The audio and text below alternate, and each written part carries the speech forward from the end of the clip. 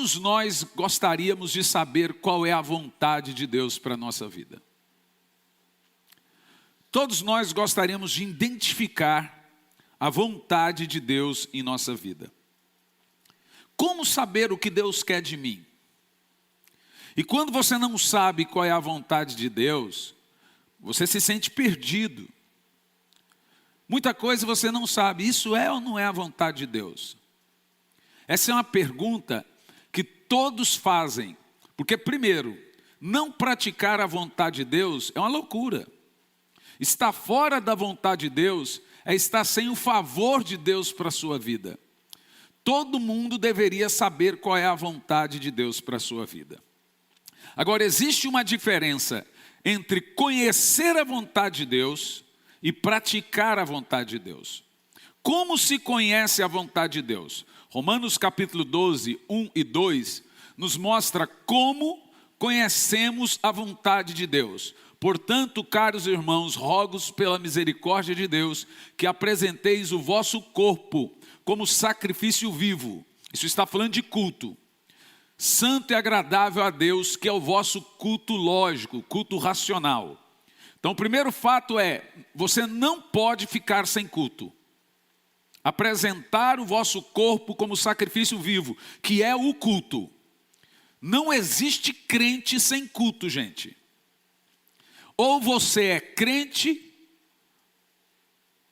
que participa e pratica cultos ao Senhor, ou você não é crente.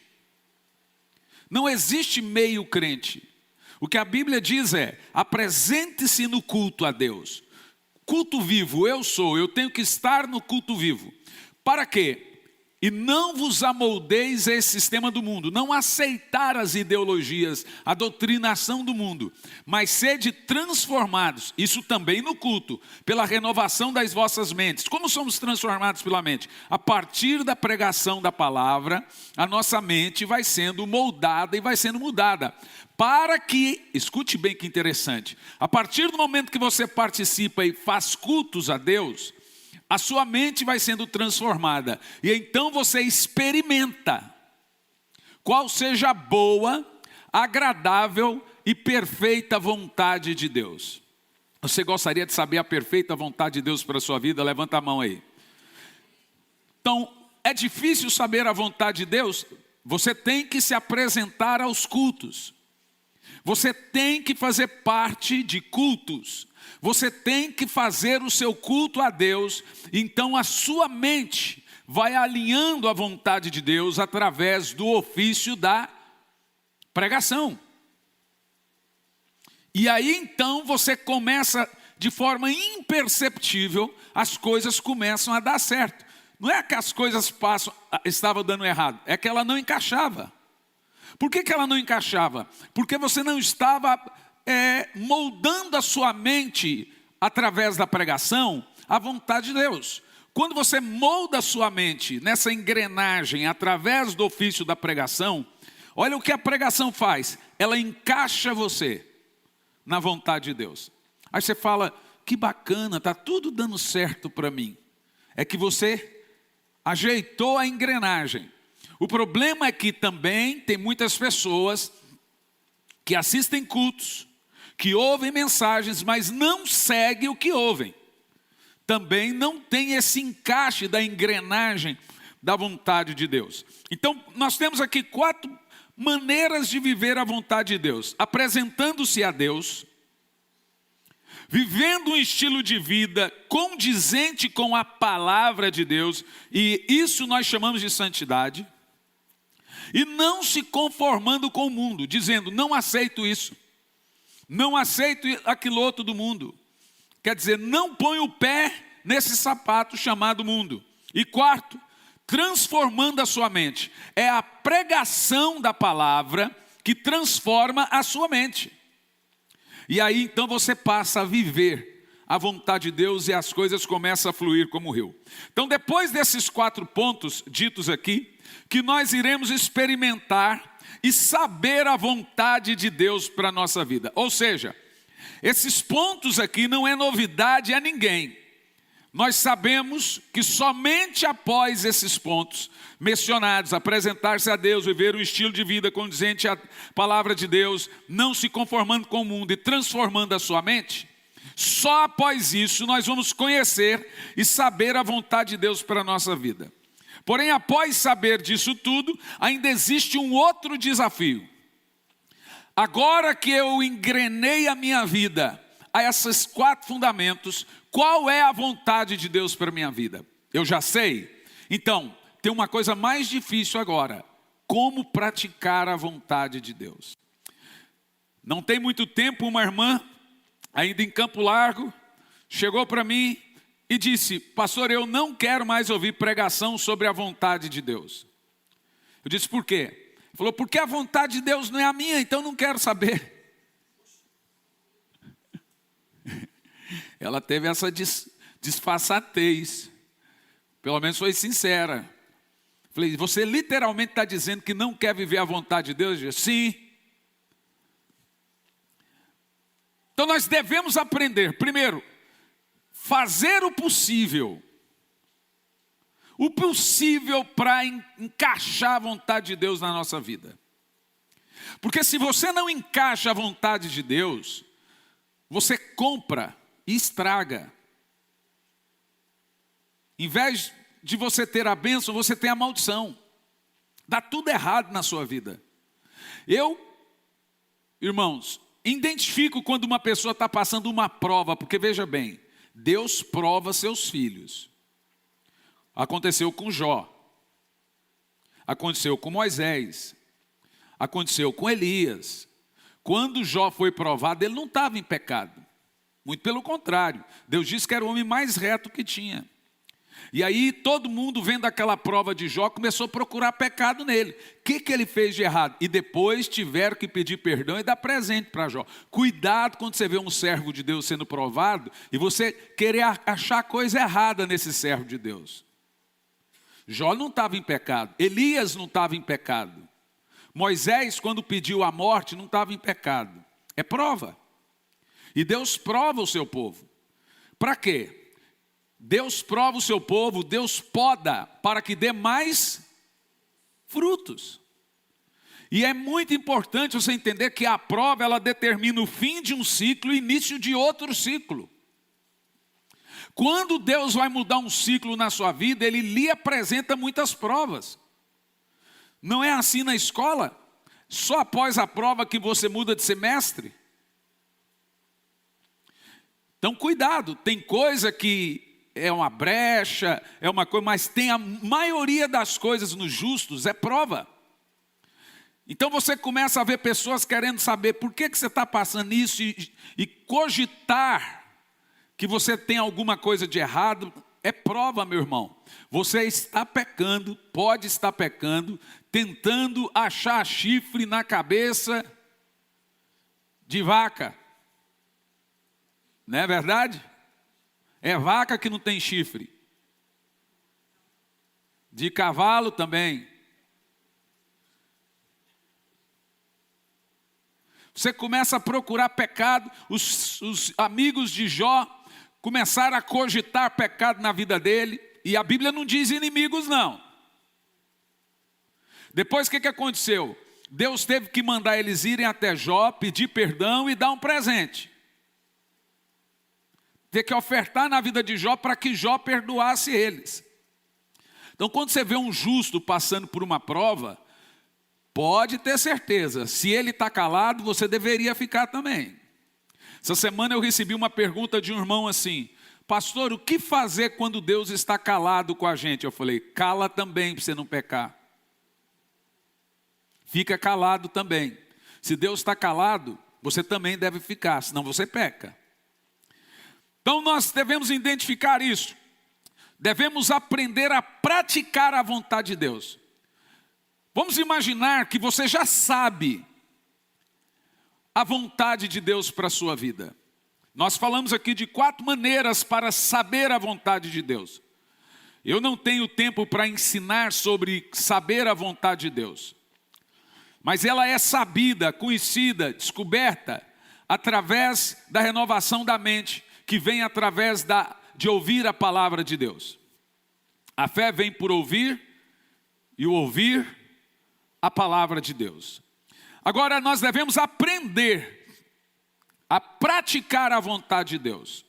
Muito mais difícil do que saber a vontade de Deus é praticar a vontade de Deus. 90% de nossos pecados não vem porque não sabíamos que era pecado, vem por teimosia mesmo.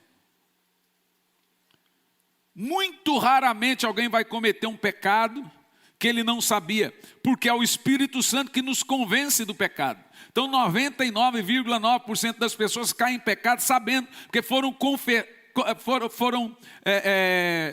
alertadas pelo Espírito Santo. Só para você ter uma ideia, somente no Salmo 119, há 176 versículos acerca da vontade de Deus para a minha vida. Dos 176, 175 deles são desejos sinceros por parte do salmista, para que Deus, olha que interessante, para que Deus lhe permita fazer a vontade de Deus. O salmista diz isso de 175 formas diferentes, mas todas têm o mesmo anseio e desejo. O salmista insiste, dizendo: Senhor, me permita fazer a tua vontade. É uma insistência dele. É isso que nós devemos entender. Ele diz assim, permita-me, ó Deus, fazer a tua vontade, seguir teus caminhos, manter seus mandamentos. A sua oração, em primeiro lugar, deve ser: Senhor, me ajude a fazer a tua vontade, me deixa fazer a tua vontade. Pastor, eu não consigo orar, então te dou uma dica: vai até Deus e ore pela sua vida de oração. Senhor, eu estou aqui orando pela minha vida de oração. E pronto.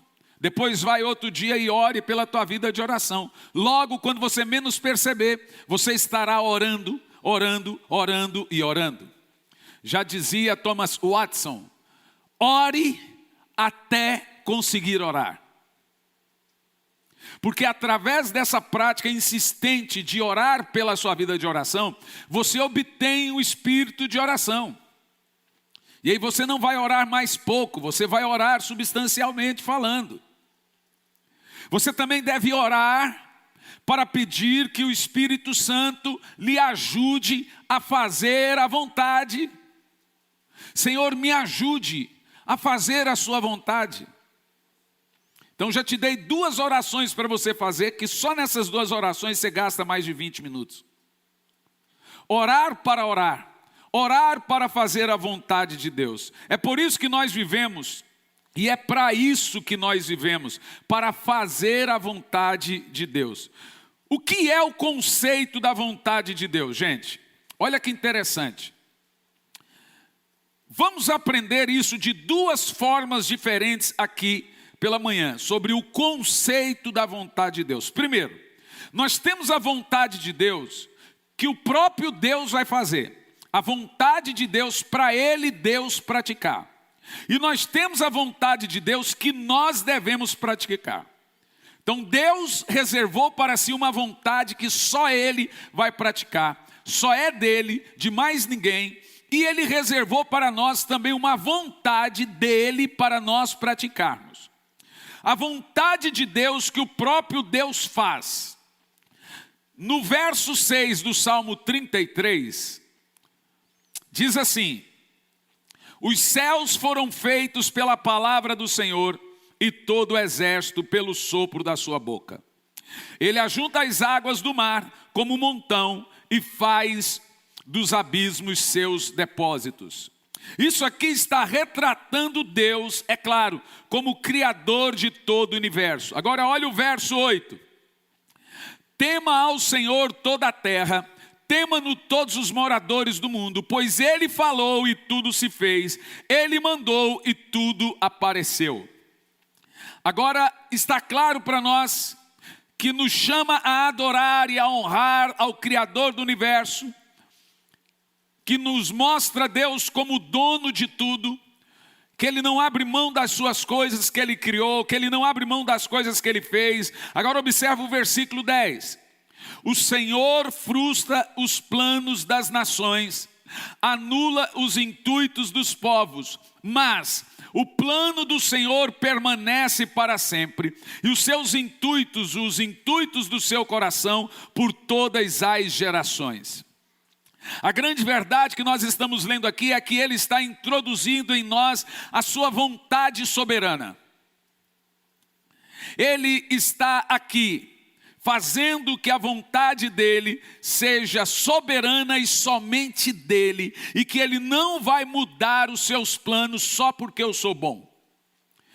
Ou seja, eu posso orar, eu posso jejuar, eu posso fazer o que eu quiser, a vontade de Deus não muda. Porque a vontade dEle é boa, agradável e perfeita para nós. Mas aqui eu estou falando da vontade dEle, para Ele, Deus, praticar.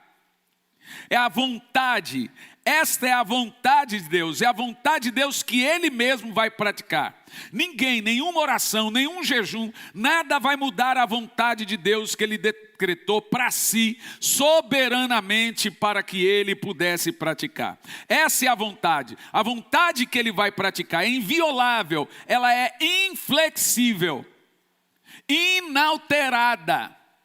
Se Deus escreveu que isso é dEle, será dEle. É a vontade inflexível, inviolável, inalterada de Deus. Deus disse que iria fazê-lo. E Ele realmente vai cumprir o que Ele diz. Você não pode atrapalhar. Você pode participar. Mas atrapalhar você não vai conseguir atrapalhar. Agora o verso, veja bem, Isaías 46, versículo 9. Temos outra magnífica síntese desse aspecto da vontade de Deus. Diz assim: recordo-vos dos acontecimentos passados há muito tempo, porque eu sou Deus e não há outro. Sim, somente eu sou Deus e não há nada e nem ninguém que a mim se compara. Todo mundo deve colocar na sua cabeça de uma vez por todas que Deus tem seus desejos, que Deus tem suas vontades, que ninguém se compara a Ele. A verdade é que às vezes de forma imperceptível, nós passamos por cima da vontade de Deus. Nós fazemos as coisas sem consultar a Deus, sem saber, Senhor, isso é da sua vontade. E toda vez que você faz algo sem plena convicção da vontade de Deus, você se coloca numa posição de rebelião contra Ele. É o pecado de Lúcifer. Nós deveríamos consultar a Deus para as menores coisas da vida.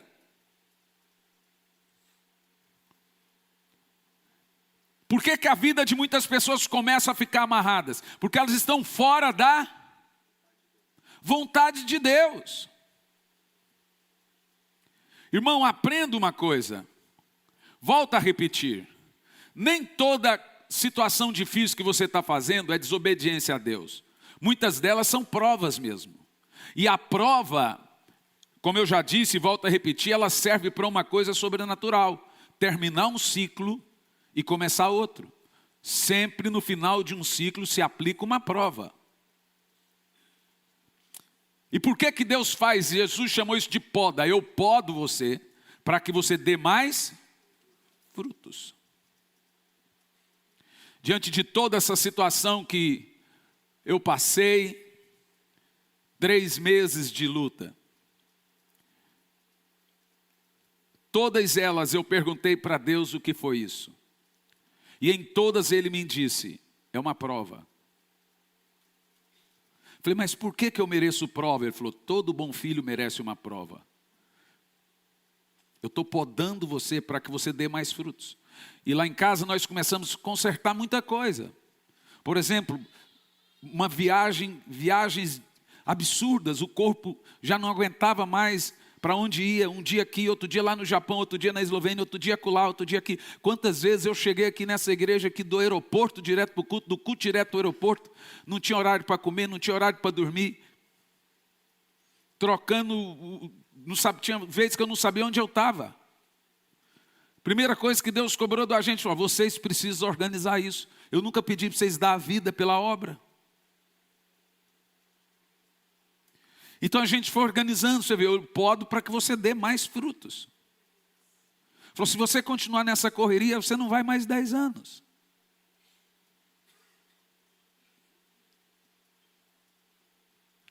Então hoje a gente começa a organizar, é claro que tem muitos pastores e igrejas que ficam chateados.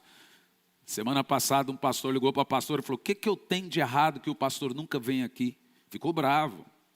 Falei assim, olha, raramente eu vou.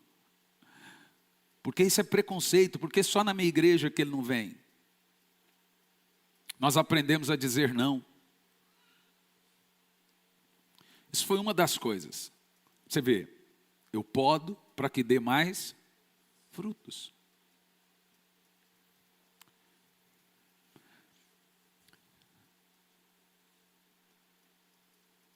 É muito interessante quando você lê aqui, eu sou Deus e não há outro.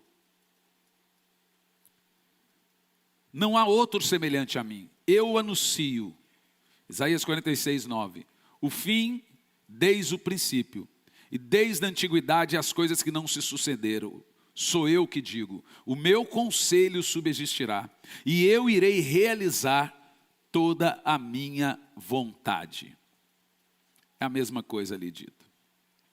Então, literalmente, presta atenção, Deus faz o que Ele quer. Quando você estiver passando uma prova, vai doer na hora da prova. Dói muito. Mas põe na cabeça uma coisa, vai passar, está mudando um ciclo, está começando uma nova estação. Toda mudança de ciclo, Deus aplica uma prova. E Ele não dá prova além daquela que possamos suportar. Se você está passando, a Bíblia diz que Ele é um sumo sacerdote que conhece as nossas fraquezas. Então Ele se compadece da nossa dor. E passamos por provas que aparentemente você fala, eu não vou conseguir passar por isso. Mas Ele não aplica provas a nós que não conseguiríamos suportar. Faz parte. Ele está mudando o ciclo, mudando a estação na sua vida. Quantos que recebem, diga amém. Na hora dói. Ninguém gosta de passar por prova. Mas nem Deus gosta de aplicar uma prova. Mas ela é necessária, porque se você não mudar de ciclo, você não avança. E na hora dói. Mas aprenda uma coisa que eu aprendi durante toda a minha vida. Toda vez que tem uma mudança de ciclo, tem uma prova. Toda vez. Aprenda uma coisa, eu dizia para minha esposa, nunca vai ouvir da minha boca questionar o Senhor. Nunca. Porque está ali, ó. É dali que vem a nota. Então o Senhor faz o que Ele quiser. Ele vai fazer. Em Daniel 4:35 diz que quando Nabucodonosor havia sido julgado tão severamente por Deus, ele voltou para os seus sentidos e ofereceu louvor e adoração a Deus. No verso 34 de Daniel 4 diz assim, ao fim daqueles dias, eu, Nabucodonosor, levantei os olhos ao céu e voltou a mim o meu sentido. E eu bendisse ao Altíssimo, e louvei e glorificarei para todo sempre. Esse foi aquele camarada que tinha virado um cachorro, foi comer mato, foi comer sujeira, porque ele recusava fazer a vontade de Deus. Então ele foi tido como um bicho. De repente voltou o sentido dele, voltou-se a lembrança, ele estava fora de si. E voltou-se a lembrança, então ele glorificou ao Senhor, passou a fazer a vontade de Deus e voltou sobre ele o seu sentido. Essa é a forma como Nabucodonosor descreve a sua adoração a Deus depois que voltou o sentido dele. Estava ali como um bicho de 4, comendo lavagem, comendo mato. Quando voltou o sentido a ele, ele louvou o Senhor, diz, porque o seu domínio é domínio eterno, e o seu reino é de geração em geração, e todos os moradores da terra são considerados nada, e ele age no exército do céu, e entre os moradores da terra, segundo a sua vontade, e ninguém pode deter a sua mão e nem lhe dizer, o que o senhor está fazendo? É isso que nós fazemos. O que o senhor está fazendo? Se Deus está calado, você também deve estar. Como eu respondi à irmã que me perguntou, o que fazer quando Deus está calado? Eu falei, se cala também. Senão você peca. E não cessa. Aí essa prova que é para ser alguns meses, ou dias, ou semanas, fica eterna. Porque você não se cala, você murmura, você reclama, você questiona a Deus, é reprovado, faz igual o povo de Israel, fica andando em círculo, até morrer no deserto.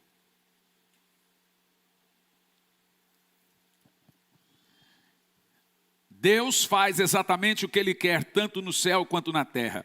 Efésios 1, do 11, lemos assim, nele também fomos feitos herança, predestinado conforme o propósito daquele que faz todas as coisas, segundo o desígnio da sua vontade. A verdade, gente, é que há uma multidão de pessoas fora da vontade de Deus. E aí elas cercam as igrejas, lotam as igrejas, pensando que o problema está na igreja, e ficam cambiando, mudando de igreja. Vou para outra igreja lá, vou fazer uma campanha. Vou lambrecar minha cara com óleo cheiroso. Talvez seja aquele pastor lá que é muito ungido. Nenhum pastor, por mais ungido que seja, tem autoridade para mudar a vontade de Deus na sua vida.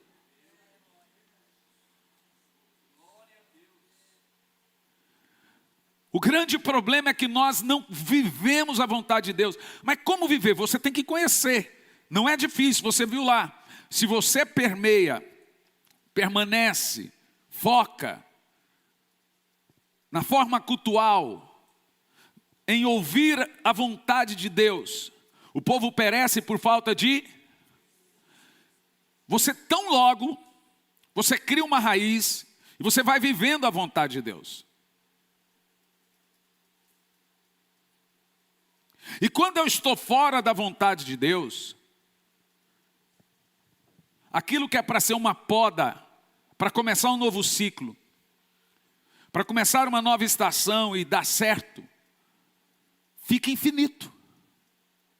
É o povo de Israel que não fazia a vontade de Deus, ficaram andando em círculo no deserto, até todo aquele povo murmurador morrer. Nunca viver a vontade de Deus, nunca entrar em Canaã. Sou eu que sei os planos que tenho para ti, diz o Senhor, planos de paz e não de mal, para lhes dar uma esperança que você deseja. Meu irmão, você acha que você quer o melhor para você? Você não tem noção do que Deus tem para você. O que Deus tem para você é muito melhor do que o que você pensava ser bom para você. O detalhe é que nós não gostamos de passar pelo processo. Então a conclusão é esta. Há uma vontade de Deus que Ele faz acontecer perfeitamente. Ele opera todas as coisas segundo o conselho da sua vontade. E há uma vontade de Deus que pertence totalmente a Ele, que nenhuma pessoa pode mudar qualquer consequência dessa vontade. Qualquer evento, qualquer circunstância, qualquer tempo, qualquer situação, se essas forem a vontade de Deus, ninguém pode mudar. Não adianta você ir lá e falar, Senhor, muda isso. É uma vontade de Deus para Ele e Deus praticar, e uma vontade para Deus, para nós praticarmos. Segundo lugar, depois de falarmos a vontade que Deus tem para Ele e Deus praticar, soberana, vamos à vontade de Deus para nós praticarmos. É bastante claro que no plano humano, Deus tem uma vontade perfeita a ser realizada. E essa vontade, em sua maioria, não está sendo feita. Veja bem, a vontade de Deus que Ele faz, que Ele fará, com toda a ajuda do homem ou não, Ele vai fazer. Porém, a vontade de Deus para o homem realizar. Agora veja, a vontade de Deus para você realizar, na maioria das vezes não está sendo realizada. Qual é a vontade de Deus para o homem então? Existem na Bíblia, olhe bem para mim, 6 vontades em toda a Bíblia. Existem 6 vontades para o homem praticar. O que passar dessas 6 vontades aqui não são vontades, são direção do Espírito. Eu vou falar na quarta-feira. Ser dirigido pelo Espírito para as coisas do dia a dia. Nós confundimos isso como, será que é da vontade de Deus esse namoro? Será que é da vontade de Deus esse casamento? Será que é da vontade de Deus sair dessa igreja? Eis aí uma coisa que as pessoas fazem sem pensar. Isso não é chamar de vontade de Deus. Vou te dar um exemplo. Em Campo Largo tinha uma irmã, muitos anos atrás, que ela deu um carro para o filho. Esses carros antigos, e o filho rebaixou o carro e meteu um pneuzinho, daquele pneuzinho fininho, de Playboy. E ela olhou para aquele pneu, ficou assustada com aquele pneu, falou, esse pneu aí não está certo nesse carro. Isso aí é um carro errado. E ela ficava incomodada com aquele pneu do carro que ela deu para o filho o carro, né? Falei, Irene, faz o seguinte, ora a Deus e pergunta se Deus quer ou não quer esse pneu. Pneu bem fininho, rebaixado. Ela falou, mas Deus vai se meter nisso? Falei, não tem coisa pequena demais para Deus. Isso não se chama vontade de Deus, gente, se chama direção do Espírito. Ela foi orar a Deus e orou, Espírito Santo, é assim que a gente faz. Eu preciso de uma direção do Senhor para essas coisas, o pneu do carro do meu filho. Às vezes você acha que suas demandas são pequenas demais para Deus. Não são. Mas isso não é vontade de Deus. Você não pode confundir. Isso é direcionamento, a direção do Espírito Santo. O Espírito Santo está conosco para nos dar direção para as coisas da vida, para o seu cotidiano. Está ali claro, o nosso ajudador, o nosso conselheiro. Ele é o nosso conselheiro, ele que nos dá conselhos. E essa voz do Espírito vem lá dentro. Como é que eu sei? Eu sinto paz no coração ou não sinto paz no coração. E ainda assim tem uma dificuldade muito grande, porque enganoso é o coração do homem. Então às vezes você pode falar, eu sinto paz, mas o seu coração está enganando você. Quando é que você sabe que o Espírito Santo está lhe dirigindo a algo? Depois de muito tempo de oração. Você não pode fazer nada, não faça nada sem orar. Se você está tomando uma decisão e não orou o tempo suficiente para ela, a chance de você estar em rebelião contra Deus é de mais de 90%. Só o fato de você tomar uma decisão, ainda que coesa e certa, sem ter consultado a Deus, já é rebelião. Você entende o que eu estou pregando? Então a Irene foi lá e falou, Senhor, eu troco ou não troco o pneu do meu filho? Ela foi viajar, porque ela é professora em Curitiba. De Campo Largo a Curitiba, ela viajando, parou no sinal. De repente, quando ela para, o cara do sinal vem com um folhetinho. Troque o pneu. Mas mais descarado do que isso, irmão. Ela pegou o boleto e falou, troca o pneu em 24 vezes. Ou seja, não era para deixar aquele pneuzinho sem vergonha no carro. Que o menino ia estourar o pneu, ia ser mais perigoso e etc. Então eu aprendi a entender como que funciona a voz do Espírito dentro de mim. Primeiro você gasta tempo orando. Depois vem a paz no coração. Ah não, eu estou em paz. Estranho. Existe uma coisa que se chama consultar o Espírito Santo e orar. Então, consultei agora, ele está falando. O Espírito Santo dá uma canseira na gente. Primeiro que ele quer que você ore muito por isso. Então seria muito cômodo para mim, orei, tá, faz. Opa! Ele não é um guru. Ele é um Deus de relacionamento. Então ele não é um guru para você ir consultar ele e receber. Você precisa gastar tempo em oração por qualquer coisa, seja maior ou seja menor.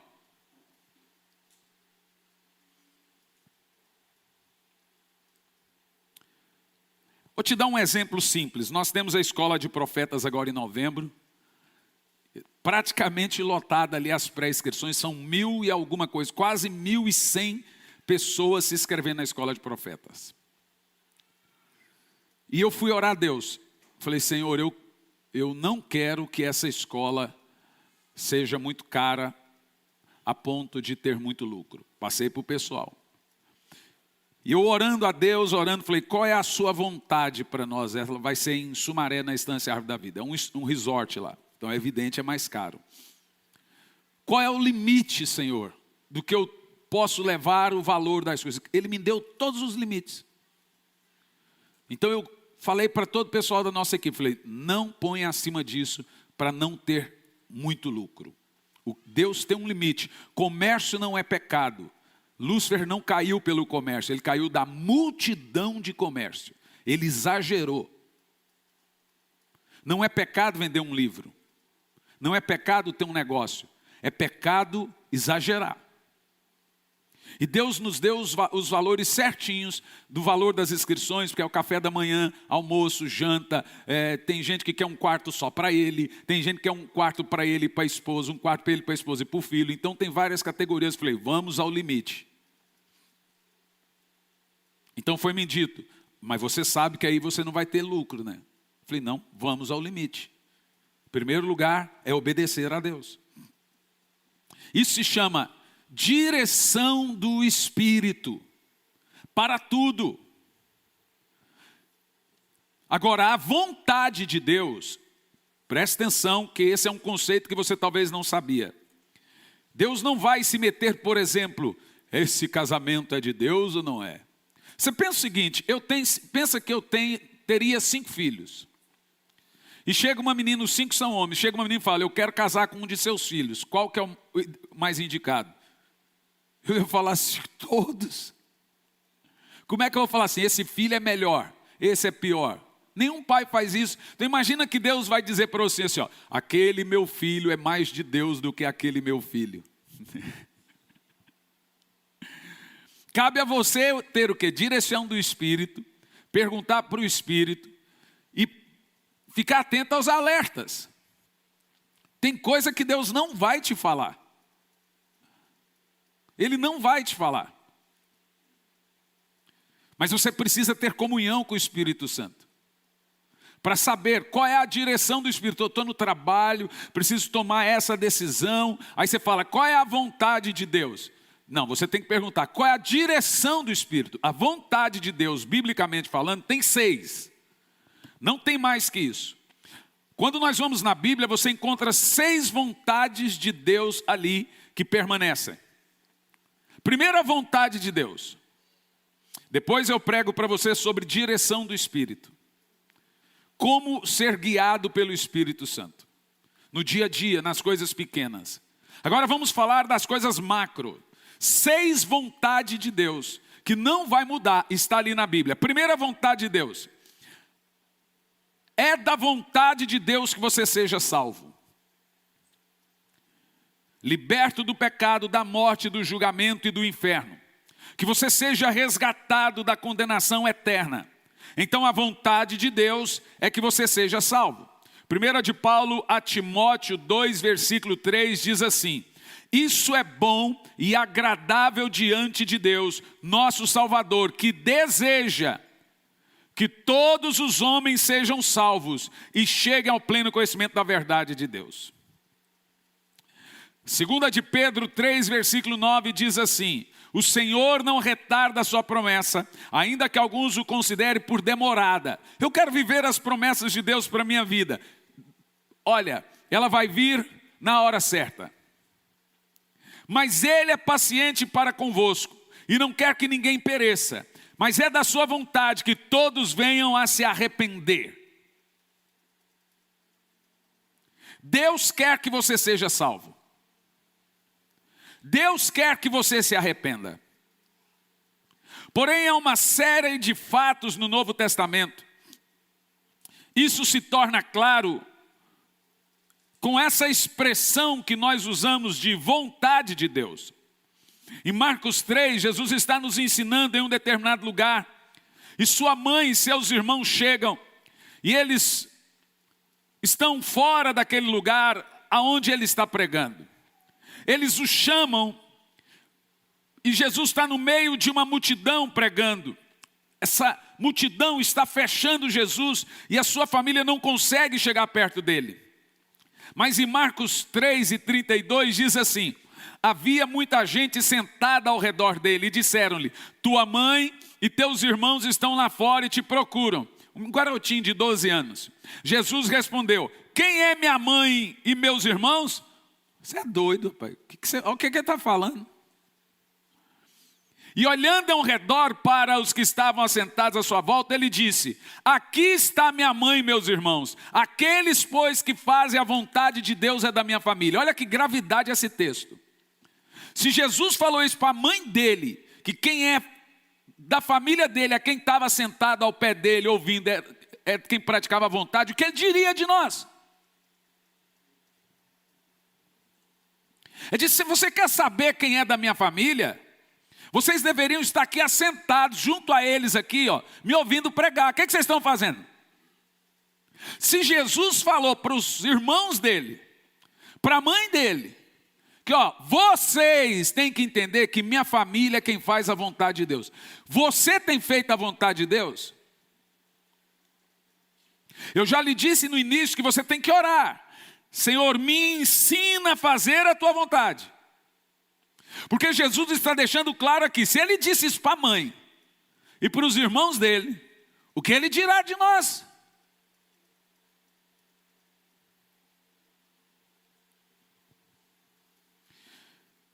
Em certo sentido, Jesus está dizendo: não reconheço relações terrenas, a menos que seja de acordo com a minha vontade.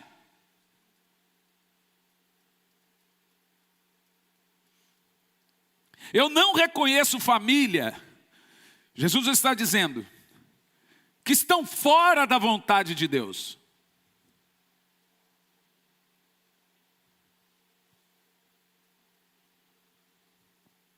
Pancada, né?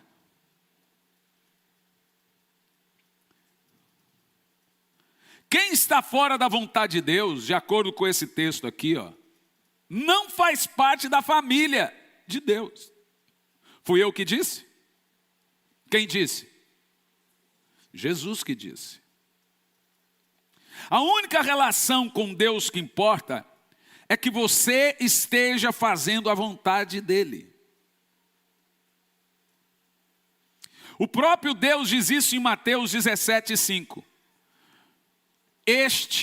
O pai dizendo para o filho: este é o meu filho amado, em quem tenho prazer. Por quê? Porque Jesus disse: eu não vim fazer a minha vontade, mas vim fazer a vontade do Pai que me enviou. Então isso dava prazer a Deus. Você parou para pensar quantas pessoas já poderiam ir para o céu, porque um ou outro iria obedecer a Deus no seu chamado? Ou quantas pessoas deixaram de ir para o céu porque alguém deixou de obedecer a Deus em seu chamado? Pessoas que tomam decisões sem consultar a Deus, sem gastar um tempo de oração até vir a voz do Espírito. É se pôr contra Deus.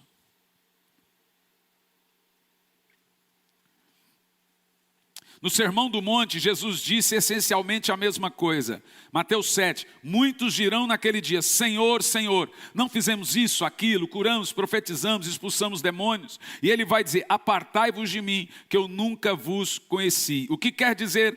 Vocês não são da minha família, nunca praticaram a minha vontade. E logo antes ele diz: quem entrará no reino de Deus? Então ele diz: nem todo aquele que diz Senhor, Senhor entrará no reino de Deus. Quem vai entrar no reino de Deus? Observa o termo: mas todo aquele que fizer a vontade do Pai. Irmão, eu não sei você, eu quero fazer a vontade de Deus. E todos os dias quando eu vou orar eu falo: Senhor, sonda-me, vê se há em mim alguma coisa que eu pratiquei que lhe deixou chateado, para eu lhe pedir perdão. Vê, Davi disse: quem consegue ver os próprios erros? Eu fiz alguma coisa que não foi do teu agrado, respondi de uma maneira errada a algum momento de prova, fui errado em alguma vez, se fui, se fiz, me lembre que eu lhe peço perdão, eu me arrependo. O que eu não quero é ficar fora da sua vontade. O que eu não quero é fazer coisas que o Senhor não gosta. Porque eu quero fazer parte dessa família. Então, qual é a vontade do Pai? Neste caso, que você abrace Jesus. Nessa primeira vontade. Que você ponha a sua fé salvadora em Jesus. Que você olhe para Jesus, que essa é a primeira vontade registrada na Bíblia. Que você olhe para Cristo e seja salvo. Então, de certa forma, não contribuir com essa salvação na minha vida é me colocar contra Deus.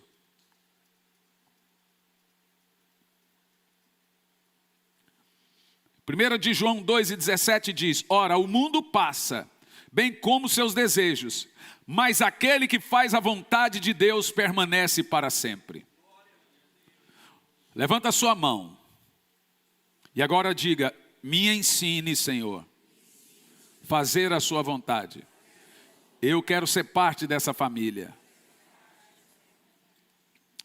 Aquele que faz a vontade de Deus, segundo o termo aqui, tem vida eterna. Que vontade de Deus? A vontade de Deus para se entregar ao Filho e ser salvo. É a primeira vontade. Em João 6,32 diz: pois eu desci do céu, Jesus falando, não para fazer a minha vontade, mas daquele que me enviou. Nem Jesus fez a vontade dele, nós estamos falando de Deus. Deus que se fez carne, nem ele fez a vontade dele. O que acontece hoje de gente casando, descasando, indo e pondo, comprando, fazendo, acontecendo, sem consultar a Deus e se colocando em uma missão suicida contra Deus. Se o diabo está contra você, tem Deus que protege. Se um outro homem está contra você, tem Deus que protege. Mas se Deus estiver contra você, quando é que Deus fica contra alguém? Ora, quando ele não está fazendo a sua vontade. Literalmente, você tem um senhor e você é um servo. Então você está aqui para obedecê-lo.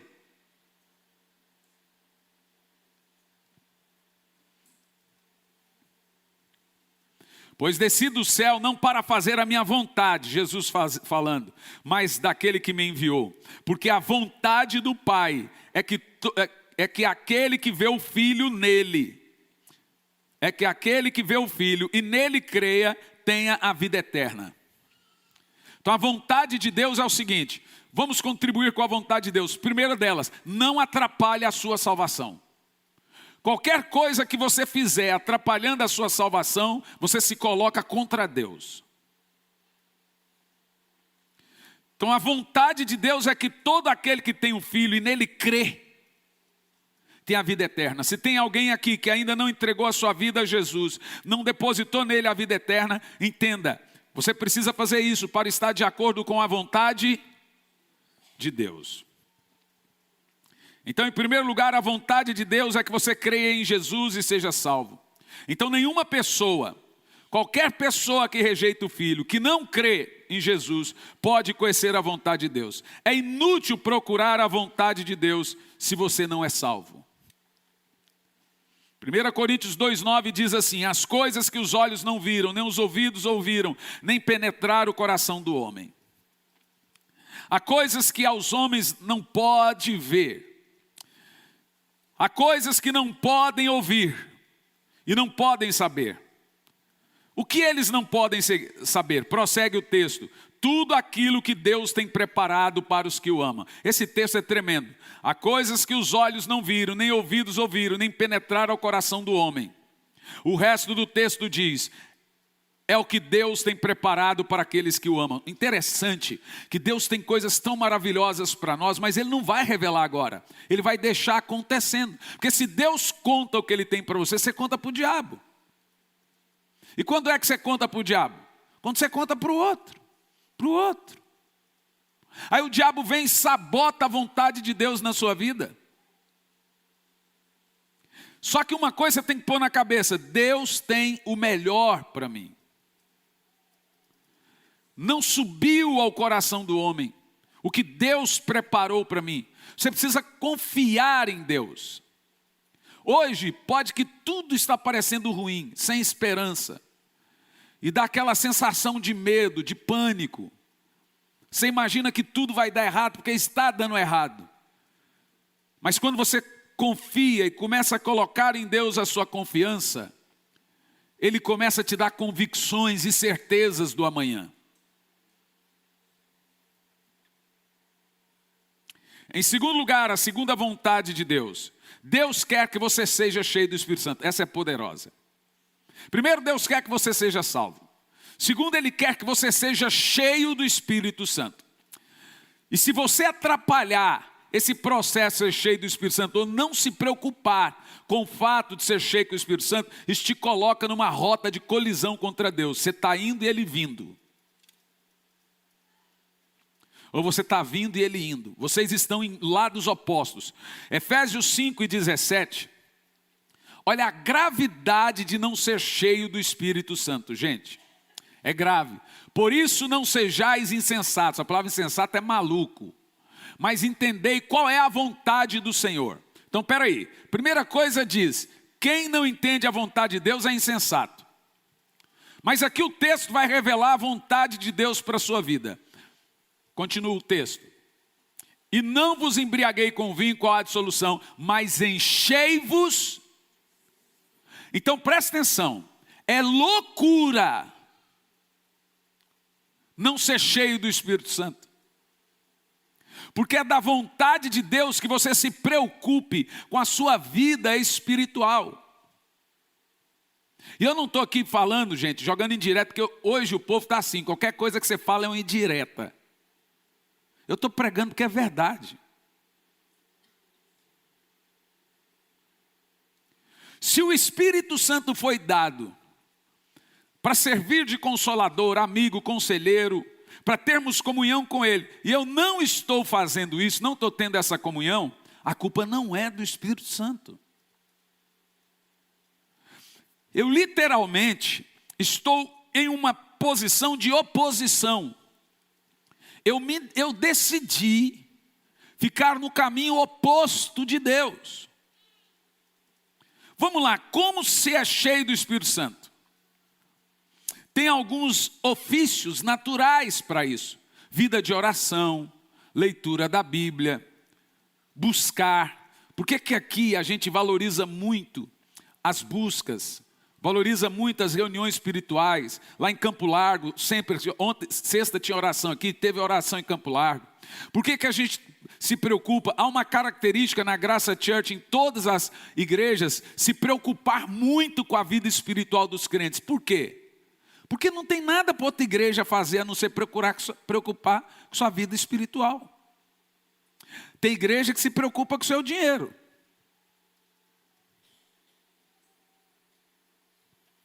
Você vai ver aqui que se você está com a gente já há algum tempo, você vai perceber que nós não temos outra mensagem. Sempre ela vai voltar para a sua vida espiritual, voltar para a vida de oração, voltar para a santidade, voltar para o arrependimento. Porque veja, imagine que eu sou um médico especialista em uma área. Se você vem à igreja, não é política que você quer ouvir aqui. Ou eu estou errado? Se você vem à igreja, não é sobre ciência que você quer ouvir aqui. Se você vem à igreja, tem que ter alguém aqui responsável, lhe instruindo e lhe ensinando sobre coisas espirituais. Eu sou o responsável a lidar com sua vida espiritual. Porque veja a gravidade disso.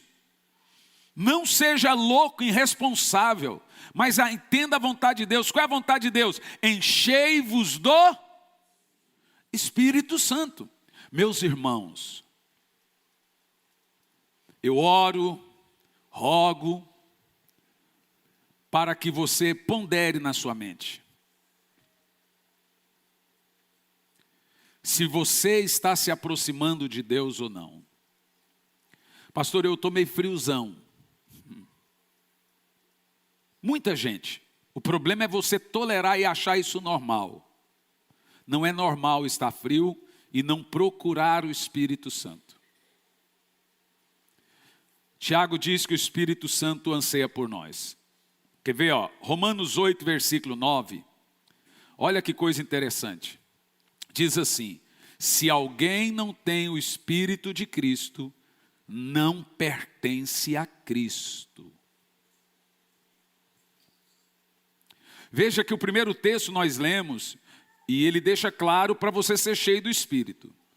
No segundo texto diz que você tem que ter esse Espírito, senão você não é dele.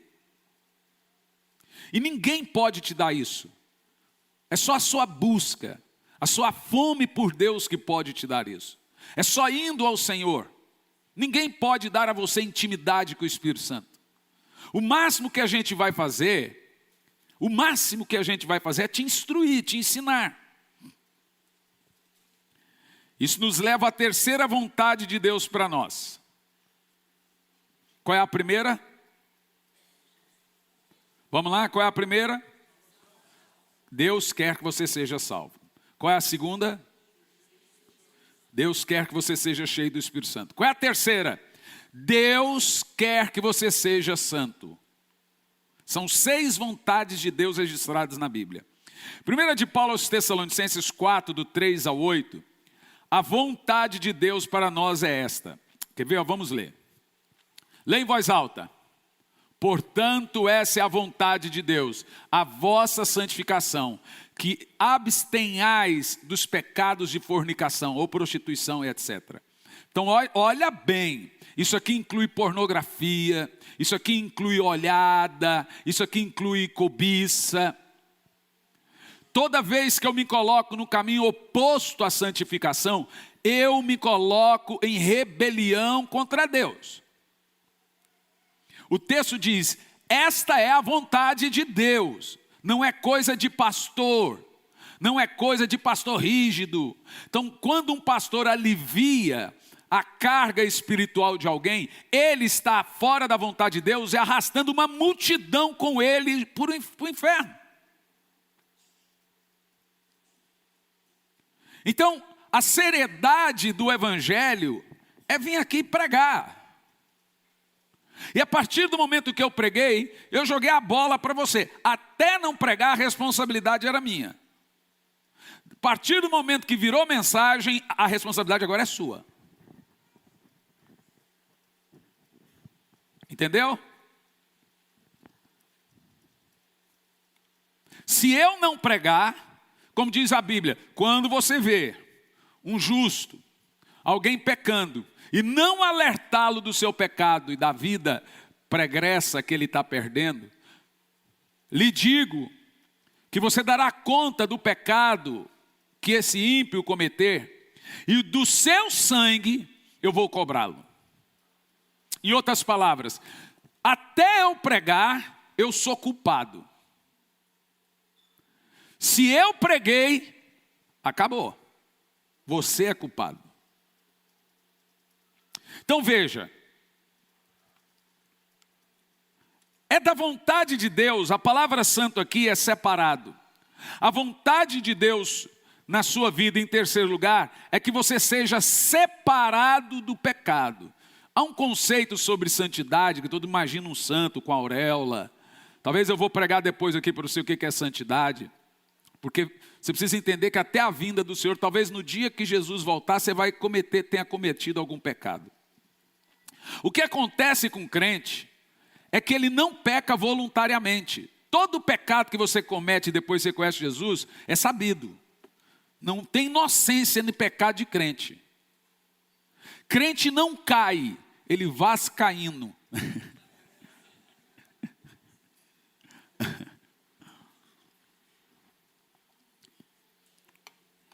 Tem alguém torcedor do Vasco aí? Espero que não. Ih, rapaz, tem um corajoso ali atrás. Crente não cai, ele vai caindo. Agora nós vamos resistir isso aí. Não existe queda de crente, gente. Ele caiu porque quis. porque ele sabe o que é pecado, ele sabe o que é errado, tem o testemunho do Espírito no coração dele dizendo não, tem a consciência dizendo não. Eu tenho uma mensagem chamada a consciência do Espírito. Tem o Espírito Santo ali dentro. Todo mundo sabe o que ele está fazendo é errado ou não é. Se esse tem o Espírito Santo. Como eu disse e volto a repetir, nós somos rebeldes. Fazemos coisas sabendo que não vai dar certo, que vai dar errado, que não era de Deus. E depois corremos para ajudar, para remendar.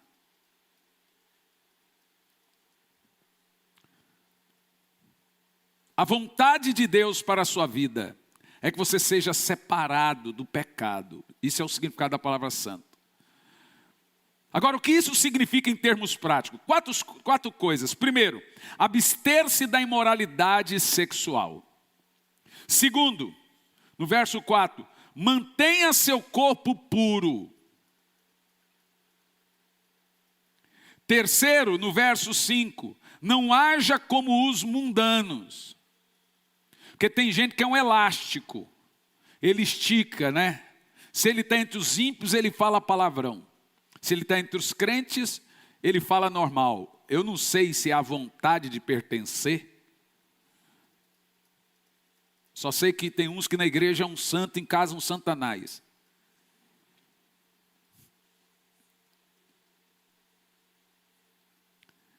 Em quarto, não tirar proveito de outra pessoa. Você sabe que Deus não gosta de tirarmos proveito. Ninguém oprime ou engane seu irmão em negócio algum. Leia isso em voz alta.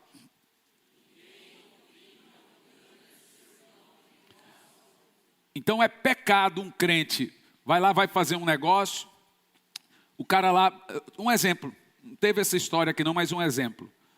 O camarada está divorciado, está sem dinheiro, está quebrado. E ele decidiu vender a casa dele pela metade do preço. O crente não pode comprar.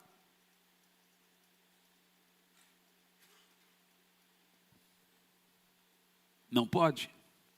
Ah, estou vendendo o carro pela metade do preço. Ou você compra pelo preço justo ou não compra. Você sabe que aquilo ali é uma situação de desespero? Não faça isso. Deus é julgador. Ah, se você não tem dinheiro para comprar pelo preço justo, não compre. Ainda que o outro esteja vendendo. Ou então, vender coisas. A gente viu aqui na época, quando a igreja estava sendo construída, que teve irmãos da igreja que cobraram mais caro do que irmão que não era da igreja. Nós tivemos que contratar gente que não era da igreja, porque o irmão da igreja quis cobrar 2 vezes mais caro o serviço.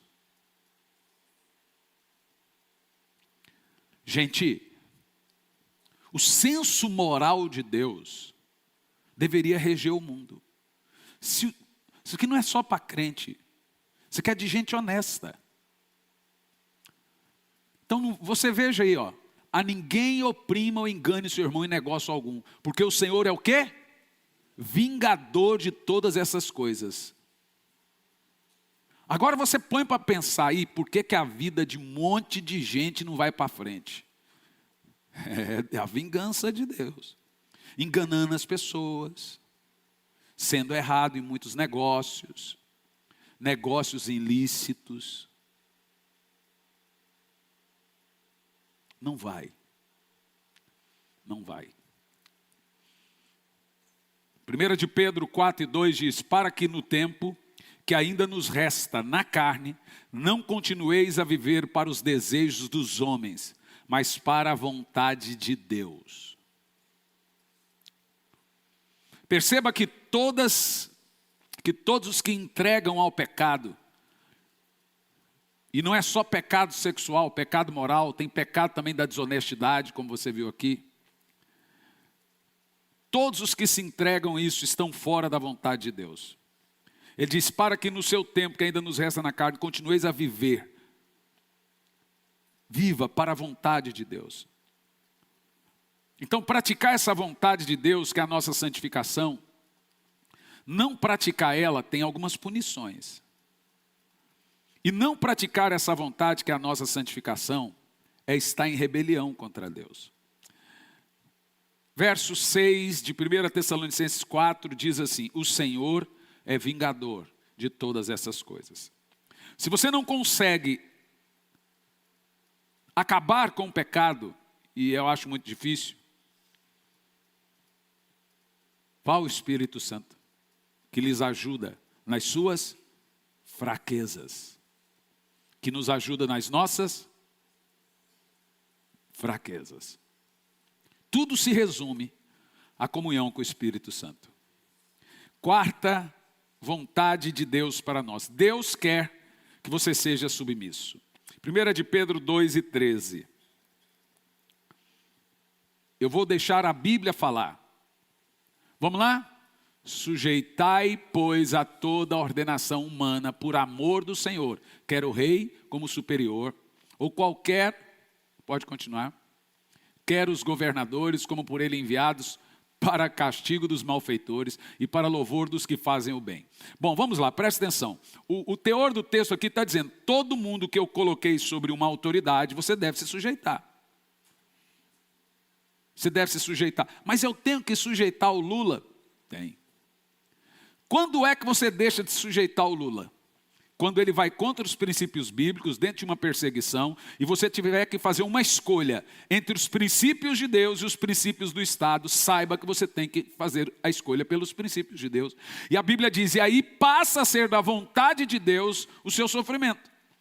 Porque você passa a não ter uma escolha, como tem na Coreia do Norte, como tem na China, ou em outros países por aí que é proibido o evangelho. Os crentes passam a estar em desobediência ao Estado, mas em obediência a Deus. Então tem pessoas que quando você vai falar de submissão, elas dão um pulo, né? Tiago 4, versículo 7. Veja os níveis de submissão que temos na Bíblia. Tiago 4 e 7. Sujeitai-vos, pois, a Deus, resisti ao diabo e ele fugirá de vós. Então aqui nós temos um teor interessante. A única maneira de resistir o diabo é sujeitando a Deus. Pastor, o diabo está fazendo uma bagunça na minha vida. Então você tem que aprender a sujeitar a Deus. Se você sujeita a Deus, você resiste o diabo e ele foge. Talvez eu estou lhe dizendo aqui coisas simples que mudam e devem mudar a sua vida para sempre. Aqui está a resposta que boa parte de vocês estava perguntando: por que algumas coisas acontecem comigo? Por que algumas coisas acontecem acolá? Se sujeitem ao Senhor. Sujeitai-vos à autoridade espiritual. Obedecei a vossos pastores. Acha para mim esse texto. Obedecei a vossos pastores, Hebreus. Porque eles dão conta da sua alma perante Deus. Então, primeiro nós sujeitamos a Deus.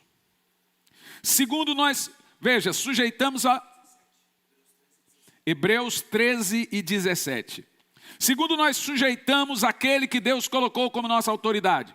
Se você vai no hospital, quem é a sua autoridade? Médico. Se você está trabalhando na cidade e etc., quem é a sua autoridade? É o prefeito. Depois tem o governador. Se você trabalha em algum lugar, é evidente que sim, o seu patrão é sua. Dentro de casa, seu pai, sua mãe é sua autoridade. Mas quando a pessoa chega na igreja, ela não quer ter autoridade, não. Lê em voz alta, vai lá.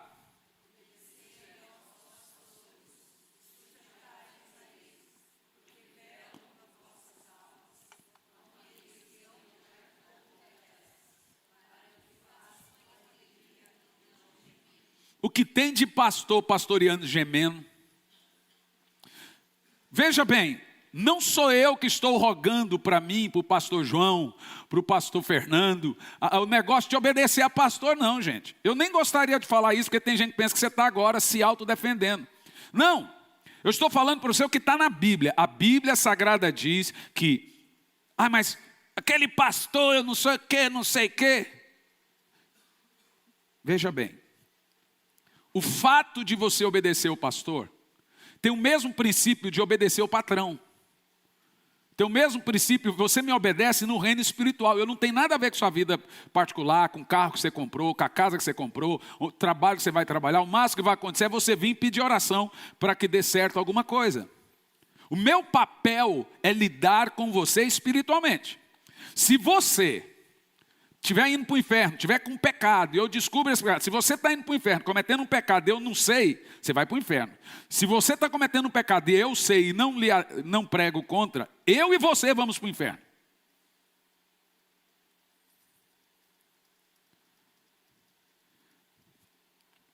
Então, quando a Bíblia Sagrada fala da vontade de Deus, que é você sujeitar as autoridades, ela não diz a autoridade. Então não tem uma autoridade que você escolhe obedecer e a outra não obedecer.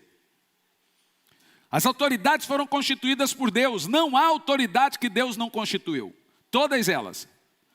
Ai, mas até o Lula que está lá, a partir do momento que ele ganhou, você tem a obrigação de orar por ele e se sujeitar, a não ser que a lei que ele colocar venha contra os seus princípios bíblicos. Até lá, tem que se sujeitar. Me lembro na época do Covid, da vacina, o que tinha de igreja, falando contra a vacina, falando para o povo não vacinar. Teve pastores que pegaram comprovante de vacina falso. Ixi, só o que nós vimos, né, Jean? Eu, minha esposa, a gente viu o pastor que não tinha comprovante nenhum de vacina. Chegou no lugar, não podia entrar. 3 minutos depois ele aparecia com comprovante com 3 doses. Isso é errado, gente. Isso é desonesto. Isso é pecado. Ah, mas a vacina isso, a vacina aquilo outro. Não estou lidando com essa questão que você pensa. Aqui nessa igreja, nós falamos desde o início. Vamos obedecer tudo.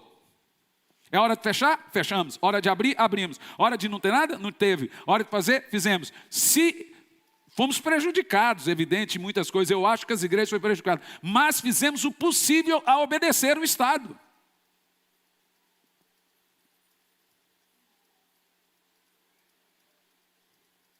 Mas nós decidimos a obedecer certa autoridade e certa autoridade não. Ah, mas esse pastor está fazendo coisa errada. Quem pôs ele ali vai cuidar dele. É Deus, não foi Deus que pôs? Então Deus vai cuidar dele. Pode ficar tranquilo. No entanto, a Bíblia deixa claro que existe autoridade espiritual. Existe ou não existe? Existe autoridade espiritual ou não existe? Então a autoridade espiritual está aí. Para orar por você, para ser bênção na sua vida, para te ajudar espiritualmente. E nada mais que isso. Para ser bênção mesmo. Sujeitai-vos uns aos outros. Hebreus 13, 7, Hebreus 13, 17 diz para nos submetermos às autoridades espirituais em nossa vida. Então a Bíblia é claro. Isso nos leva em quinto lugar. Deus quer que você sofra fazendo o bem. Como eu já te disse, 1 de Pedro 3,17 diz, porque se a vontade de Deus assim o decretar, é melhor que sofrais fazendo o bem do que fazendo o mal. Vou te dizendo, é vontade de Deus que eu sofra? Não é nesse sentido não. É vontade de Deus que se eu tiver que fazer uma escolha entre fazer algo certo e sofrer, e fazer algo que não é certo, não sofrer, é da vontade de Deus que você sofra. Aí entra a questão da perseguição. Se eu tiver essa escolha, não tem escolha. Se você negar a sua fé, ou se você fizer isso, você vai se dar bem. E se você fizer isso que é honesto, que é claro, mas é honesto, você vai se dar mal, você vai perder o emprego. Você vai ser o quê? É da vontade de Deus que você perca o emprego. Mas não faça coisa desonesta. É esse sentido do texto aqui. Quem entendeu aí? Então, por exemplo, o crente vai ganhar um monte de dinheiro arrumando um trabalho lá que não é honesto. É da vontade de Deus que você fique sem trabalho nesse caso. E em sexto e último lugar, é da vontade de Deus que você seja grato. 1 de Paulo aos Tessalonicenses 5,18. Seja grato por todas as coisas. Aqui eu concluo a mensagem da manhã. Seja grato por todas as coisas, porque esta é a vontade de Deus. Gente, se tem uma coisa que Deus é vingador, é pela ingratidão. E se tem uma coisa que nós erramos sem perceber, uma grande maioria de nós, é a gratidão. Deus leva em conta a gratidão. Em tudo dá graças, alegria constante, oração constante, cheios de constantes agradecimentos. Você deve todo dia dar graças a Deus. Agradecer a Deus por tudo que Ele faz na sua vida. Não murmurando, não questionando.